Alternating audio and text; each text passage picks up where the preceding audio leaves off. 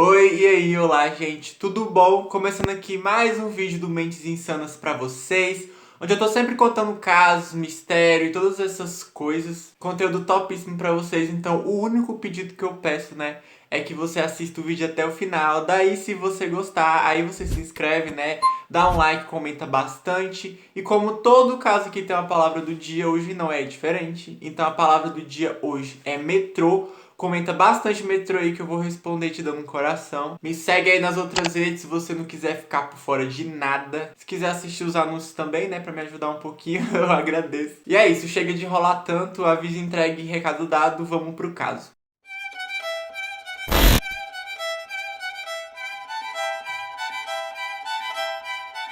No vídeo do Mentes Insanas.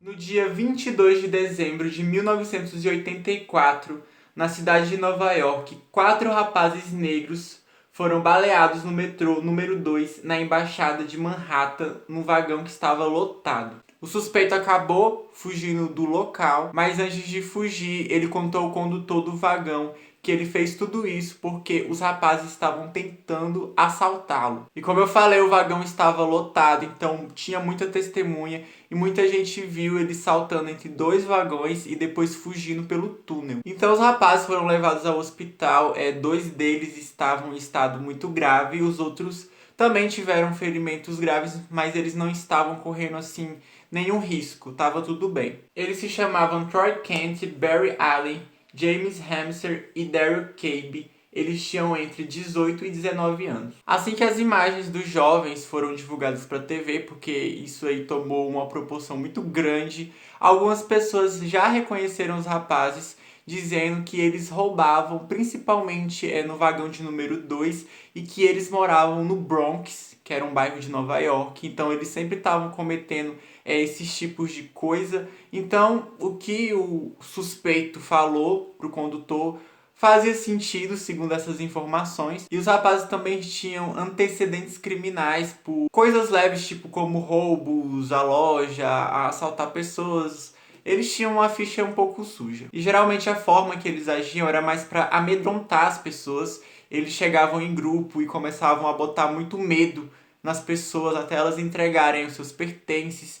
E geralmente eles também usavam chaves de fenda para ameaçar as pessoas, afiadíssimas, mas não foi relatado nem registrado que eles já usaram isso para atacar alguma pessoa. Eles agiam mais era pelo medo, pressão psicológica. E apesar de todos esses detalhes obscuros sobre a vida dos rapazes, eles não foram acusados de nada pela justiça, eles ficaram livres de qualquer acusação.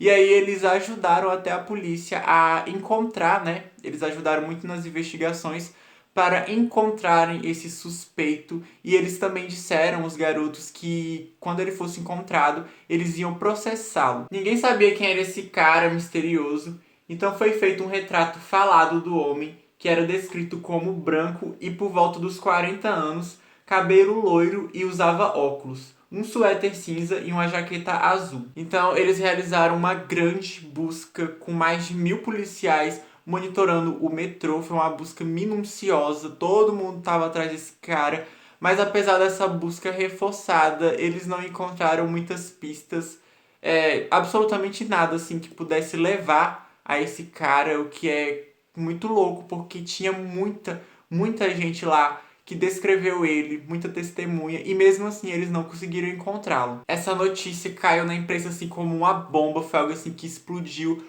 Todo mundo falava disso o tempo todo, passava na TV, todo mundo queria saber quem era esse cara, os jornais ficaram assim loucos. E quanto mais tempo demorava para encontrar esse cara, mais os jornais lucravam, porque todo dia tinha um jornal novo falando sobre isso e todo mundo queria saber, então todo mundo comprava sobre isso. Foi aí que a imprensa apelidou esse homem de o Justiceiro do Metrô, né? Foi assim que ele ficou mais conhecido. Entre a população, esse caso dividiu opiniões, mas a maioria das pessoas estava a favor do homem misterioso, já que eles se identificaram porque ele estava só se defendendo, segundo eles, Porque vocês não sabem, gente, vocês não têm noção, nos anos 80 a criminalidade de Nova York era absurda, era uma terra sem lei, a cidade estava a ponto de falir, não tinha nem guarda de trânsito na rua, não tinha nada, era uma terra totalmente sem lei.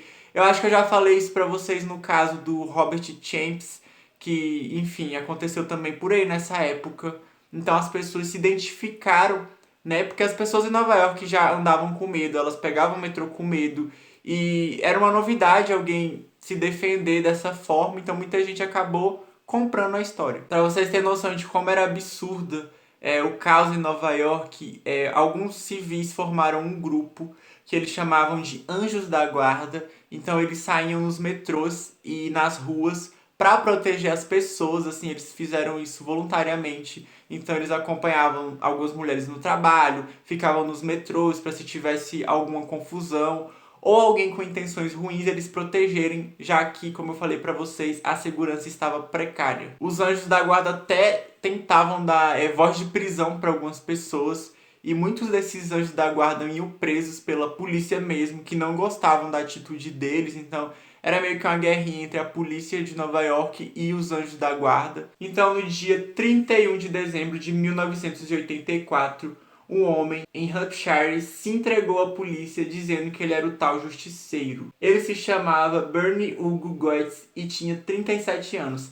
Nasceu no dia 17 de 11 de 1947. Em 1965, ele se matriculou na Universidade de Nova York, onde se formou em engenharia nuclear, e na época dos fatos ele administrava uma empresa de testes e reparos eletrônicos que ficavam no quarto e na sala de seu apartamento. Muita gente o descrevia como um cientista quieto e frágil. Ele se entregou, que foi bem curioso, já que algumas pessoas declararam na época, policiais, que se ele não tivesse se entregado por livre e espontânea vontade, talvez eles nunca tivessem encontrado eles, porque não tinha pista nenhuma. Então ele confessou tudo o que fez e ele ajudou muito a polícia, ele respondia todas as perguntas e dava todos os detalhes. Muita gente ficou chocado com a aparência do Bernard. Ele era um homem alto, magro, que andava encurvado, usava óculos. Ele não tinha assim o perfil do que as pessoas imaginavam que seria um homem grande, um homem todo perigoso. Na verdade não, ele era um homem comum, quieto, que, enfim, ninguém suspeitaria que ele ia ter coragem de fazer algo assim. E uma coisa que o Bernard relatou para a polícia que pode ter explicado a sua atitude é que há 4 anos atrás, antes desse caso, ele tinha sido assaltado por 3 adolescentes no metrô, e esses 3 adolescentes lhe fizeram muito mal, o danificaram, bateram nele. Então ele disse que ficou cansado dessa situação. O próprio presidente na época, né, fez uma declaração dizendo que não podia aprovar o que o Bernard fez, mas que ele entendia sim a sua frustração. E não só ele, como várias pessoas entendiam, tanto que enquanto ele estava na delegacia prestando depoimento e tal, várias pessoas ficavam do lado de fora com cartazes dizendo: soltem o Bernard, ele é uma vítima, nós entendemos. Então ele foi ganhando assim uma legião de fãs que queriam realmente a sua liberdade. A população fez até uma vaquinha para ver se eles conseguiam pagar a fiança do Bernard e arcar também com algumas despesas judiciais, como advogado. Então ele esperou o seu julgamento em liberdade, já que a população conseguiu pagar esse valor para ele ficar solto. Algumas pessoas também começaram a vender produtos dele, gente. Tinha camiseta, tinha adesivo. E enquanto isso acontecia, um grupo de lideranças negras se reuniu com o procurador da República para exigir uma investigação de direitos civis no caso do Bernard. Esse grupo se sentiu ofendido com o Bernard, dizendo que ele só presumiu que os jovens eram assaltantes porque eles eram rapazes negros, que se eles fossem brancos, eles duvidam que o Bernard tinha agido dessa forma. Então eles criaram esse tumulto. Então tinha uma boa parte que apoiava o Bernard, mas tinha essa outra parte que achava que o seu ato foi sobre circunstâncias de racismo mesmo. Eles também disseram que o que embasa essa teoria deles é que o Bernard, se realmente quisesse se proteger e fosse legítima defesa, ele teria apenas ameaçado os garotos e tal, mas eles disseram que ele não fez isso, que ele levantou e já começou a atirar, então o que ele queria ver mesmo era o caos e não se defender. Então outro problema acabou surgindo pro Bernard, já que um dos garotos que estava em estado mais grave, que era o Daryl Cabe, ele ficou internado, então ele ficou paralisado da cintura para baixo, parou de respirar e teve que ser entubado. A situação dele era grave e as próximas 48 horas eram importantes para o desfecho dessa história. Se o garoto então não resistisse a isso, o Bernard teria que responder por isso. E o que complicou mais ainda a situação do Bernard é que antes do garoto entrar em coma, ele conversou com a mãe dele no hospital e disse que essa história do Bernard era mentira, que ele estava sentado na frente dele e que ele tinha simplesmente levantado e atacado ele assim do nada. Então essas declarações meio que chocaram algumas pessoas que já não eram tão a favor assim do Bernard. A família do garoto acreditava 100% nele, porque eles nunca ficaram sabendo que ele se envolvia em assaltos ou nesses grupos que ficavam aterrorizando o metrô.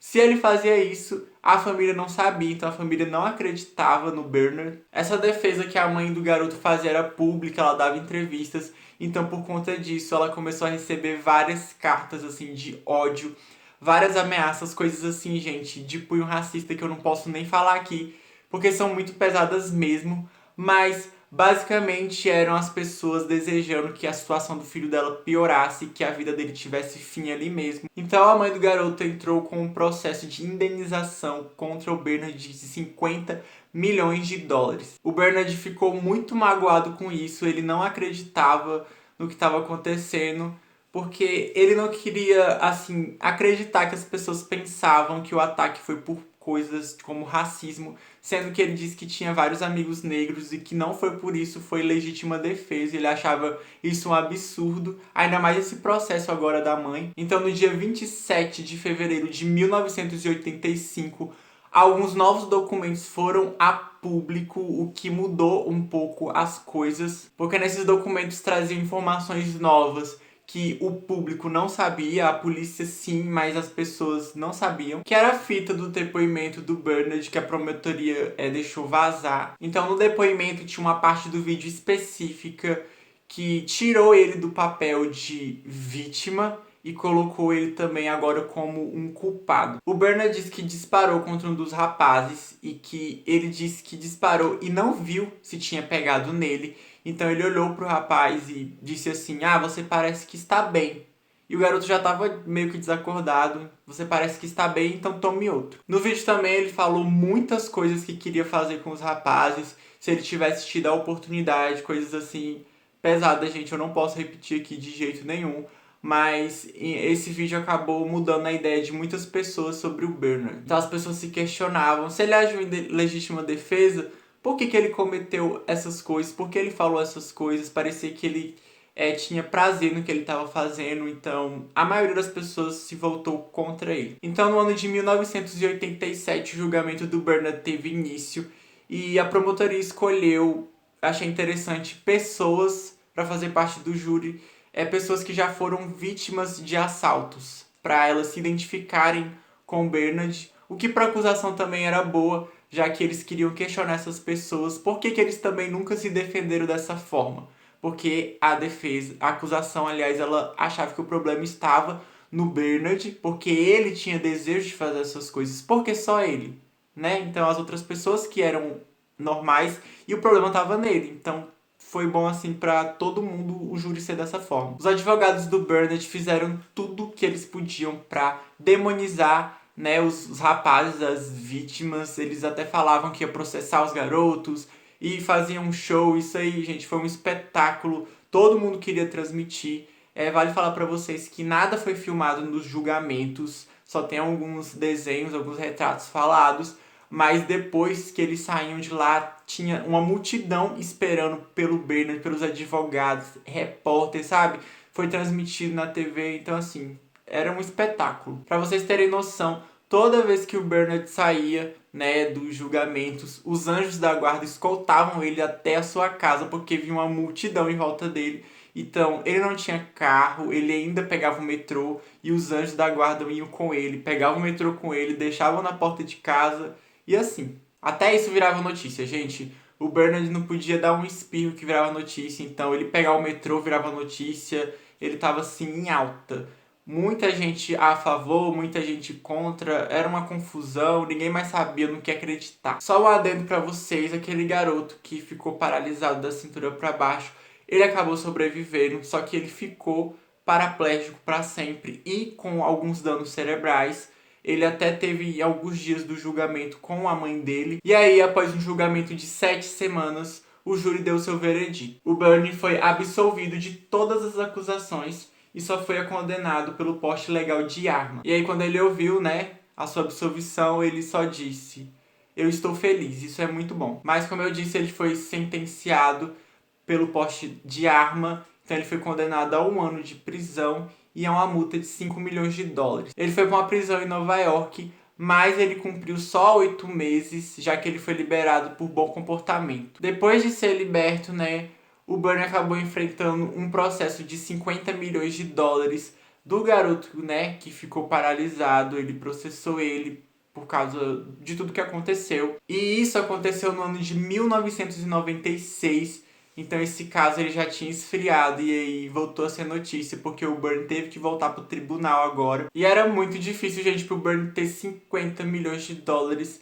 já que ele foi à falência na época do caso do metrô, já que ele teve que pagar advogado. Por mais que as pessoas fizessem vaquinhas para ajudar, ele foi literalmente, gente, à falência mesmo, ele não tinha dinheiro. Mas segundo o advogado do garoto, o dinheiro era o de menos, não era pelo dinheiro, e sim pela justiça. Eles queriam expor o Bernie de novo, porque ele saiu como herói da história e não era bem assim. Eles queriam mesmo humilhar ele e mostrar para as pessoas que ele não era o que parecia. E se eles ganhassem esse processo, era como se fosse um troféu, sabe? O julgamento desse caso aconteceu no Bronx, diante de um júri de 4 negros e 2 hispânicos. E foi coisa de louco, sabe? O advogado foi muito bem preparado. Ele usou palavras do próprio Bernie contra ele. Porque o Bernie já fez alguns comentários assim. Por exemplo, quando ele tava com os amigos dele nessa noite do metrô, ele comentou que queria limpar as ruas, que esses garotos eram como se fossem marginais, entendeu? Alguns comentários assim. Então esse advogado usou as palavras contra ele. O Bernie acabou pedindo desculpa, que foi só um comentário que ele não pensou direito. Mas ele ficou, assim, o Bernie ficou numa espécie de arrependimento o tempo todo, sabe? Uma coisa melancólica. Ele sempre pedia desculpa, ele sempre... Coisa que antes, na época do metrô, ele não fazia muito, ele nunca pedia desculpa. Ele sempre achava que estava certo, ele sempre achava que ele não tinha nada que temer. Então ele falava: "Eu fiz mesmo e faria de novo, porque eu sou a vítima, porque..." Enfim, e ele tava bem diferente. Então não teve jeito, o Bernie foi condenado a pagar 46 milhões de dólares pro garoto.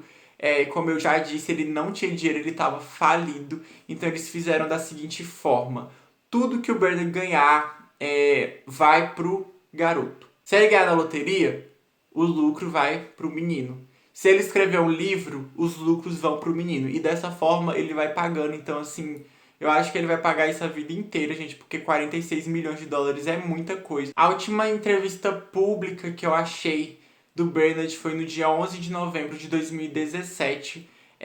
Acho que foi numa rádio.